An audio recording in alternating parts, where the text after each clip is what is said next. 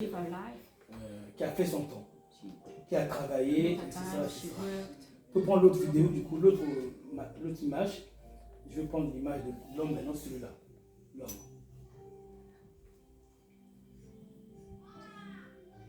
Voilà. Pareil, ça c'est pour un homme, des hommes. Donc c'est l'image d'une femme et d'un homme qui a vécu sa vie, qui a travaillé pendant quoi 60 ans de travail, c'est ça en France 40 ans de travail, bon, il doit avoir 66 ans à peu près. Et voilà le bilan après 60 ans de vie, 70 ans. Voilà ce que sa santé est devenue. Et pendant que nous regardons les images de la personne qui est des personnes âgées, voilà, dans l'état dans lequel ils sont, je lis quelques textes rapidement.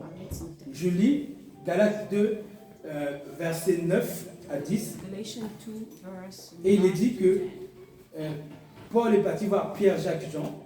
Et il dit, ayant reconnu la grâce qui m'avait été accordée, Jacques, Céphas et Jean, qui sont regardés comme des colonnes, me donnèrent à moi et à Barnabas la main d'association, afin que nous allions vers les païens.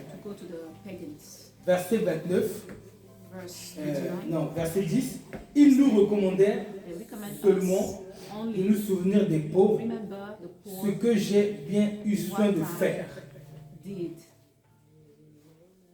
Ils nous recommandèrent seulement de nous souvenir des pauvres, ce que j'ai eu bien soin de faire.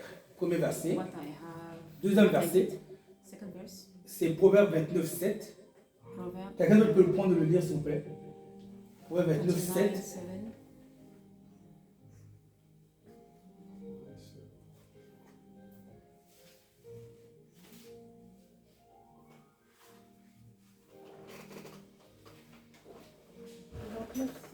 C'est ça? Proverbe 29, verset 7. Vas-y.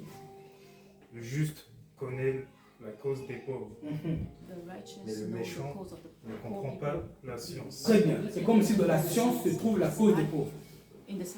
Le juste connaît la cause des pauvres. Le méchant ne comprend pas finalement cette science-là. Le méchant n'a pas cette connaissance-là.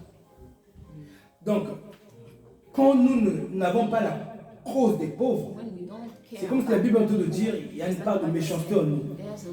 Parce que la science du juste, il connaît la cause des pauvres. Il connaît. C'est important comment le texte est présenté. La science parfaite, dans celui qui la possède, il y a la cause du pauvre. Il faut absolument le savoir. Je donne une autre version encore. Proverbe 22, verset 9. L'homme dont le regard est bienveillant sera béni parce qu'il donne de son pain aux pauvres. Il donne de son pain aux pauvres. Je peux prendre le verset de Romains 15, verset 26.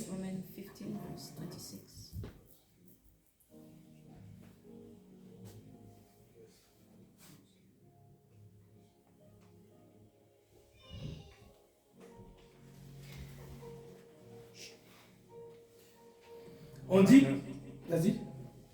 Romains 15, verset 26. Car la Macédoine et l'Achaïe ont bien voulu s'imposer une contribution en faveur des pauvres parmi les saints de Jérusalem. Donc certaines églises de l'Achaïe ou de la Macédoine, ils se sont remis pour s'imposer une contribution parmi les chrétiens qui étaient pauvres dans la Macédoine. Parce qu'ils ont cette science, ils connaissent la cause des pauvres. Ils ne sont pas de ceux qui avancent dans leur projet professionnel, entrepreneuriat, et négliger la cause du pauvre. Maintenant, l'image que j'ai prise là des personnes âgées, je peux mettre du coup la maman, mets la maman. L'image des personnes âgées, c'est pourquoi?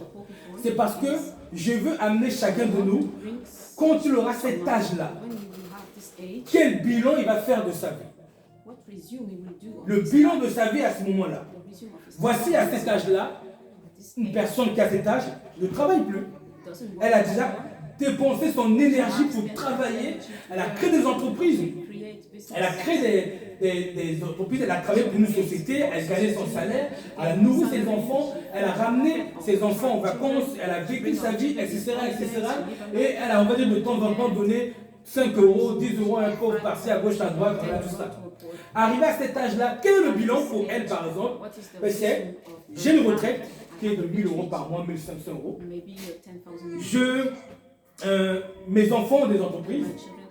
J'ai construit des gratte-ciel. J'ai construit des entreprises, j'ai fait bouger la société, j'ai inventé des voitures polluantes, je précise bien, parce qu'aujourd'hui, tout ce que les hommes inventent aujourd'hui sont polluants. Voilà, c'est ça. Le bilan à 70 ans à peu près, voici le bilan de la personne. Parlons vrai, Paul. Est-ce que c'est un bon bilan? Devant les versets qu'on a lus là sur les pauvres. Pendant que la sœur, c'est un exemple, a construit des immeubles, des gratte-ciel, des entreprises, a travaillé toute sa vie entre les 20, 30, 40, 50, 60, 65 ans, 67 ans.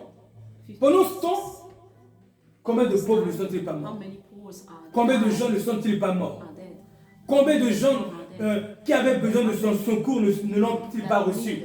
Parce que sa vie était investie pour elle. Son business, son entreprise. Pourquoi je prends cette image? Parce qu'on va y arriver à cet âge-là. Quel bilan nous allons nous dire à cet âge-là? Oh bon, j'ai une entreprise, j'ai donné, si on fait le calcul, sur mes 60 années de vie, ou mes 40 années, j'ai dû donner peut-être 2-3 000 euros aux pauvres. Est-ce que c'est un bon bilan quand même? Quelqu'un qui gagne 1500, 2000 euros par mois pendant 40 ans, le bilan c'est, à force de donner 10 euros à gauche à droite, j'ai dû investir que 3 000 euros pour 4 000 euros. Parlons vrai. Est-ce qu'au bout de... À cet âge-là, c'est un bon bilan? Parce qu'il est important de savoir faire des bilans dans sa vie. Surtout vers la fin de vie, c'est l'heure du bilan. Le jugement de Dieu, quand on parle du retour de Jésus-Christ, ce sera l'heure du bilan. Chacun avait le souffle de vie. Qu'est-ce qu'on a fait pour les autres? Nous sommes toujours dans la loi de l'amour. Et c'est à cause de Christ que je parle ici. Parce que Christ, par rapport aux apôtres qu'on a lus, il a laissé aux apôtres, il a dit, Pierre, Jacques, Jean ont recommandé à Paul de ne pas oublier des pauvres. Et il a dit, c'est ce que j'ai eu soin de faire. Dans 60 ans, quand on aura 70 ans, quel sera notre bilan? Qu'est-ce qu'on a laissé au monde? Qu'est-ce qu'on a fait pour la société? Qu'est-ce qu'on a fait pour notre ville? Qu'est-ce qu'on a fait pour les familles pauvres autour de nous? Qu'est-ce qu'on a fait pour des enfants orphelins? Qu'est-ce qu'on a fait? Qu'est-ce qu'on a laissé? C'est ça le bilan? Oui, on gagne 3 000 euros par mois, on est tranquille, on part en vacances, après c'est ça. C'est un bon bilan? Est-ce que Christ nous a créés que pour nous servir nous-mêmes ou servir lui, nous et les autres? Parce que finalement, les chrétiens, nous servons que nous. On veut que Dieu nous bénisse. On veut le servir lui. On dirige notre service vers lui au ciel, alors qu'on n'en a pas besoin. Mais les gens qu'il a mis à côté de nous, on n'est pas leurs serviteurs. On veut bien être notre serviteur à nous, nos femmes, nos maris, nos enfants, nos parents. C'est bien. Très bonne chose. Mais est-ce que c'est que pour ça que Christ nous a mis sur la terre? Est-ce que c'est que pour ça qu'il nous a laissé son esprit? Est-ce que c'est que pour ça qu'il nous fait venir à l'église? C'est pour entendre que tu seras béni, tu seras riche, tu seras élevé, tu seras ceci? C'est pour ça? Non.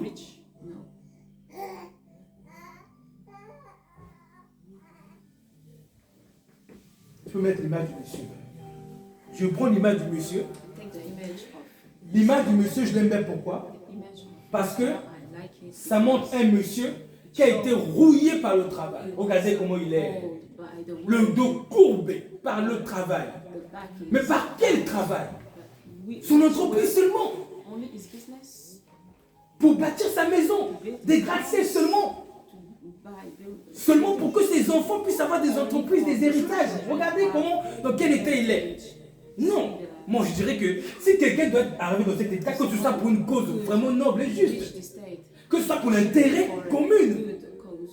Bien sûr, en commençant par sa maison, sa femme, ses enfants, ses parents, ses frères. Mais s'étendre. Là, oui, la personne a vieilli, a été usée, mais pour une bonne cause.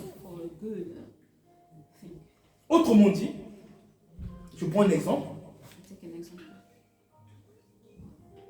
Un chrétien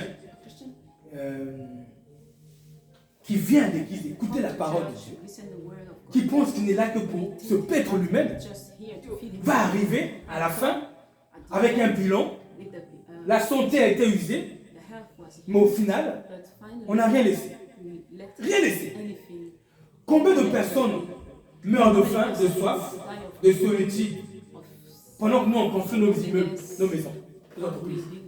Combien de personnes sont dehors, sans domicile, pendant que nous sommes en train d'user notre santé pour des objectifs égocentriques? Combien de personnes sont en train de dormir dehors? Combien de femmes sont livrées à elles-mêmes? Combien d'enfants sont orphelins dans les rues, dans le monde entier? Combien? Et à 60 ans, le bilan, tellement de gens sont morts. Tellement d'enfants dorment dans les rues avec leurs... La dame m'a parlé d'une vidéo. Au journal, ils ont montré une femme qui a accouché. Le jour qu'elle a accouché, elle est partie dehors avec son enfant dormir dehors. Combien de femmes sont dans cet état-là? Et si elles passent devant nous, on les voit, on va se limiter à leur donner juste un bout de pain, puis on va partir. Et le bilan dans notre vie, on arrive usé de corps. J'ai laissé une entreprise à mes enfants. Ça, c'est un bon bilan. Moi, je dirais plutôt que si ma santé doit être usée, mais que le bilan soit d'intérêt commun, d'intérêt général. Il y a des orphelins. Il y a des centres d'aide à construire. Il y a des enfants orphelins à soutenir. Il y a des SDF à soutenir. Le monde a beaucoup de problèmes.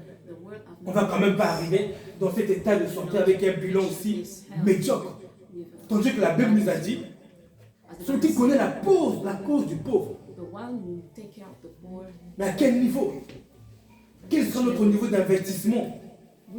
Tu as quel âge? 38, bientôt 40, après 60, ça fait 20 ans, 65, 25 ans, 70, 30 ans pour faire quelque chose d'extraordinaire. 30 ans, l'âge de femme, ça peut aller jusqu'à 80 ans. On a encore du temps pour laisser quelque chose. Mais enfin, réfléchissez un peu. Tous les jours on part au travail, on revient. On se fatigue du travail, on revient. Un jour on va arriver comme le monsieur qui est courbé. C'est juste pour ça, pour le travail. Et quand Dieu nous a envoyés sur la terre, c'était que pour ça. Non, je pense qu'il est temps de se donner des vrais objectifs, des vrais projets. Le monde cherche ses héros, remplis de l'esprit de Jésus, pour aller apporter du soutien à ceux qui en ont besoin. Et rappelons-nous, dans Matthieu 25, Jésus l'a dit, toutes les fois que vous avez fait ces choses à mes frères, c'est à moi que vous l'avez fait. Nous, on veut seulement servir le Jésus qui est en haut. Le Jésus qui est sur la terre, dans les êtres humains, on ne veut pas les servir. Combien nos comptes sont remplis d'argent?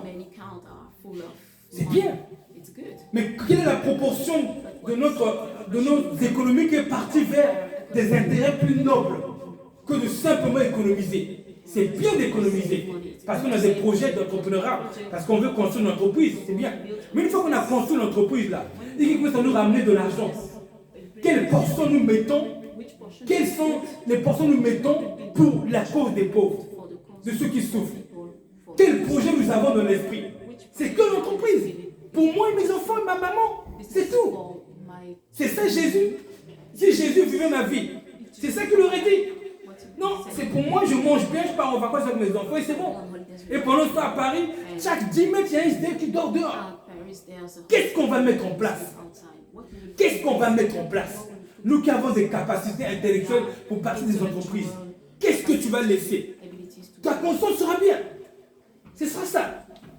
Avec tous les messages d'amour qu'on partage. Tous les dimanches, des messages d'amour. Notre conscience sera tranquille si on voit notre bébé en train de s'engraisser seulement. Et les mamans des autres. Et les enfants des autres qui sont dans les rues. Et les migrants qui sont un peu partout là. C'est pas Jésus. Hein? Jésus n'a-t-il pas dit que si quelqu'un dit qu'il aime Dieu, qu'il aime aussi son frère, son prochain, et eux, qui va s'occuper d'eux? Qu'est-ce qu'on va mettre en place? Je pense qu'un bon bilan, ce serait, on arrive à cet âge-là, le corps ne répond plus, on marche comme des personnes qui sont devenues handicapées, on est devenus, voilà. Mais si derrière on voit que, derrière nous on voit que on a construit des immeubles pour héberger des sans-domicile. On a créé des associations d'aide alimentaire pour les personnes démunies, pour les SDF. Voilà une excellente raison de devenir aussi courbé. Voilà un bon bilan. Parce qu'on a encore 30, 40 ans, 50 ans pour certains, ceux qui sont jeunes, pour laisser un bon bilan. L'heure du bilan est important. Celui qui n'a pas la connaissance, c'est une chose.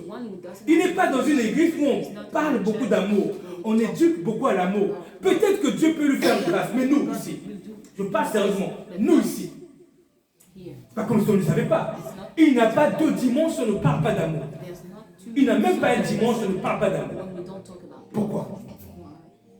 Pour nous préparer à avoir un cœur, pour être la solution de notre génération. Dans tous les domaines qu'on aura les capacités intellectuelles, financières d'apporter des résultats. Donc je suis là pour nous encourager à nous donner de véritables objectifs. Parce que l'heure du bilan arrive demain.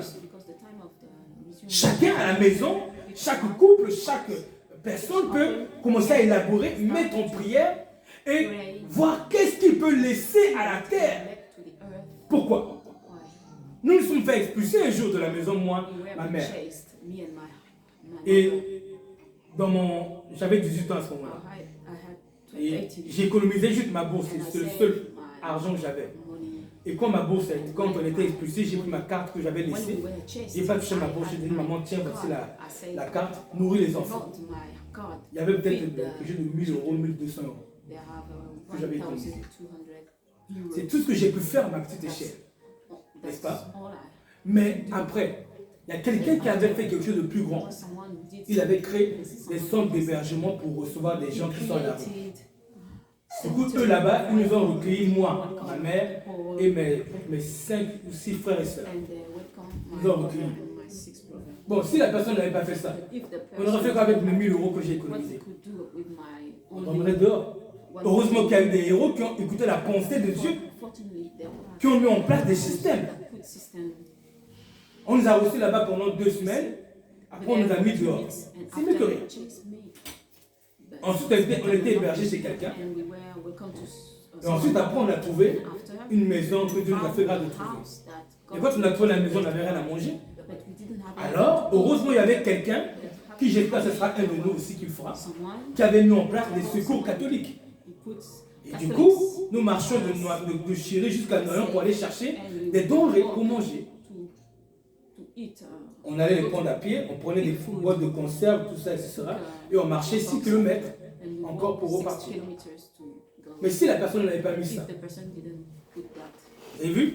Je suis en train de prêcher une œuvre que quelqu'un a fait, dont j'ai bénéficié. Mais s'il n'avait pas fait ça, qu'est-ce qu'on va faire? Qu'est-ce qu'on va laisser? Peut-être que ce qu'on peut mettre en place peut empêcher une famille de mourir de faim. Peut empêcher une femme avec des enfants de mourir de faim, une femme qui a des bébés d'être dans le froid dehors.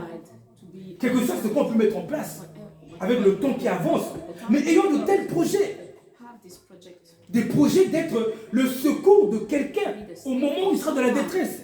Parce que l'argent que Dieu nous a donné, ce n'est pas que pour manger et nous engraisser. C'est pour qu'après avoir mangé notre part, mais qu'on donne à Christ sa part, en allant nous occuper de tous ceux qui sont démunis autour de nous. Parce qu'après, il va nous rendre compte. Mais je ne veux pas que les comptes rendus que Dieu nous demandera soient notre source de motivation. Donc, je ne veux pas toucher cet aspect-là.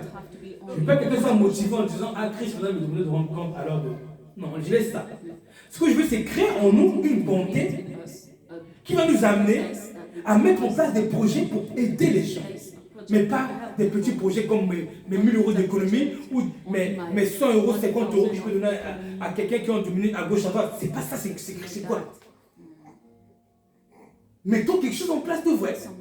Peut-être que quelqu'un va créer un immeuble, mettre l'immeuble à disposition pour les gens qui sont sans domicile. Peut-être quelqu'un va créer une association d'aide alimentaire qui va alimenter et qui va aider les femmes en difficulté, les migrants, les gens qui sont sans domicile à aller s'appauvrir. Peut-être quelqu'un va créer un truc qui va amener les gens à aller juste à un endroit où quelqu'un qui est sans domicile, il peut se reposer. Se reposer. Parce que la société ne veut pas de lui. Mais ça dépend de chacun de nous ici. Je ne dis pas ce message en vain. Comme je disais tout à l'heure, les messages ne viennent pas de moi. Je ne suis pas le message, c'est Christ qui est le message.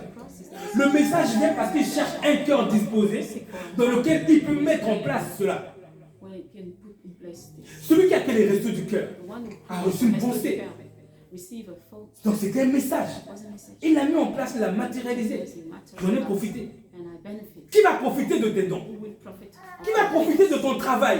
Pour que toi, quand tu seras vieux, tu sois comme ce monsieur-là, mais quand tu regardes le bilan, tu vois qu'il y a quelque chose de concret qui a été laissé. Le monde avait des problèmes, tu t'es comporté comme un secours pour le monde. Ou bien, tu vas avoir de l'argent, tu vas construire une maison, deuxième maison, taxe foncière, bien, l'argent va bien partir. Tu crées une maison, tu achètes une voiture, deuxième voiture, troisième voiture, et les assurances prennent l'argent. Pendant que quelqu'un peut manger ça. Ou bien tu vas construire ta maison, au lieu d'acheter, je ne sais pas moi, par exemple, une télévision comme celui-ci à 150 €, toi tu vas viser celui à 600 €. Tu vois peut-être un portable comme celui-ci à 250 €, 150, toi tu vas viser celui à 400 €. La différence aurait pu aller chez qui? Bon, maintenant si tu fais ça, si nous calculons les excès financiers qu'on a fait en 2024, portable à 250 €, 100 €, il a eu à 400 €, il a acheté à 400 € parce qu'il voulait lui donner un iPhone. Ok, c'est pas arrivé de temps en temps. Mais si on fait que ça, le bilan ça fait quoi? En un an, on a peut-être dépensé 10 000 € qui est parti pour des choses futiles. En 2 ans, peut-être 15-20 000 €. Parce que j'ai calculé un jour, juste mon salaire que je reçois, minimum qu'il soit, j'ai calculé en 40 ans, 50 ans de vie, ça peut faire 1 million. Tout le monde qui vit touche au moins 1 million au cours de sa vie. Qu'est-ce qu'on a fait? Bien aimé, que la sagesse approche de nous. Que l'intelligence approche de nous. Pour faire des choses avec sagesse, c'est-à-dire faire des choses sensées devant Dieu. Que la bonté de cœur vienne en nous pour élaborer des vrais projets, pas que des projets égocentriques. J'ai le projet d'aller en Haïti, c'est dans mon cœur, personne ne pourra me le retirer. Je ne vais pas arriver dans Haïti les mêmes vides. Alors je connais la situation du pays. Mais non. Donc j'économise pour que le jour où j'arrive en Haïti, j'ai de quoi souvenir aux besoins d'un enfant que je vois qui est dehors en train de mendier ou que sa maman l'a envoyé de se prostituer pour gagner un peu d'argent. Je peux lui donner cet argent pour pas qu'elle ait à faire ça. Mais tout ça quand tu arriveras devant des gens qui sont pauvres, tu n'as rien prévu. On va arriver comme ça, leur dire Jésus t'aime, sois béni, il t'aime. Non. Il a un vrai besoin concret, lui. Non, bien aimé, que notre amour ne soit pas seulement verbal, qu'il soit démonté par des actions véritables et non des projets sérieux, pour avoir des bilans sérieux devant Dieu et non des projets sérieux. Bien aimé, entends ma voix. L'avenir t'appartient. C'est toi le futur de demain. Si demain quelqu'un meurt de faim, c'est parce que toi et moi, on n'a pas fait ce qu'il fallait pour empêcher cela aussi. Même s'il y a ceux qui sont en haut qui nous dirigent. Mais nous, à notre petite échelle, qu'est-ce qu'on a fait pour empêcher ça? Qu'est-ce qu'on aurait pu faire et qu'on n'a pas fait pour empêcher ça? Bien-aimé, Jésus t'attend. Pour que ce soit toi qui mettes en place tes projets. Pour que ce soit toi et moi qui le mettons en place. Parce que si vous remarquez aux États-Unis, la misère ne fait que croître. Il y a beaucoup de gens qui dorment dans des tentes. Et aussi pour que, s'il y en a un de nous qui a un pied aux États-Unis, il peut devenir maintenant notre bras aux États-Unis, pour qu'en fonction de ce que nous aurons collecté, il puisse aider les gens, les sans domicile qui sont aux États-Unis. Mais pas qu'aux États-Unis. Mais est-ce qu'on est motivé à cela? Si on a un bras, comme a dit le bien-aimé au Togo, pour qu'il y ait quelqu'un qui nous représente là-bas, qui continue notre zèle, notre cœur, pour qu'à travers nos offrandes, en fonction des finances qu'on a reçues chacun, on mette en place quelque chose là-bas pour empêcher les femmes de se prostituer, pour nourrir leurs enfants. C'est ça des vrais projets. Et on pourra se faire des vrais bilans. Et le monde a besoin de nous aussi. Nos petits travailleurs. Alors combien nous économisons pour les soins domicile? Combien nous économisons? Vous n'avez pas remarqué une chose? Que nous les églises, nous sortons seulement pour évangéliser les gens. On veut leur donner notre Jésus. Il a d'abord besoin de manger. Vous n'avez pas remarqué qu'on se met devant des endroits, on a des fascicules, des tours de garde, on les a achetés pour distribuer aux gens, alors qu'il y a quelque chose de plus important. Donne-lui à manger d'abord. Qu'il vive pour avoir le temps de trouver Jésus. Nos ailes ont été comme déphasées. Mes frères, le monde nous attend. Christ cherche quelqu'un qui va recevoir ce message. Parce que rappelez-vous que Dieu avait dit ce que le Seigneur avait dit. Il nous fera grâce sur les finances. Et quand les finances viendront, qu'est-ce qu'on va en faire? Que la bonté nous anime à mettre en place des véritables projets. Que la bonté soit avec nous. Je peux, Seigneur. Seigneur, permet que la bonté soit avec nous, dans nos cœurs. Permets-nous que la bonté soit avec nous pour que nous soyons bons, pour ne vivre pas que pour nous, mais aussi pour les autres. Permets-nous la grâce, Seigneur, de t'aimer et d'aimer notre prochain au point de mettre en place, soit solitairement, soit collectivement, des choses pour être le secours de quelqu'un financier, le secours de quelqu'un sur le plan de l'alimentation, le secours de quelqu'un, Seigneur, sur le plan de la sécurité, Seigneur. Permets-nous la grâce de mettre en place ces choses. Dispose nos cœurs à ces choses. Seigneur, nous aimerions bien avoir un bilan correct devant toi. Nous aimerions bien avoir le corps usé, mais pour avoir laissé un bilan digne de toi. Et pas un bilan égocentrique. Seigneur, merci pour le message et prête-nous la grâce de nous convertir. J'ai plus au nom de Jésus, le Seigneur. Amen.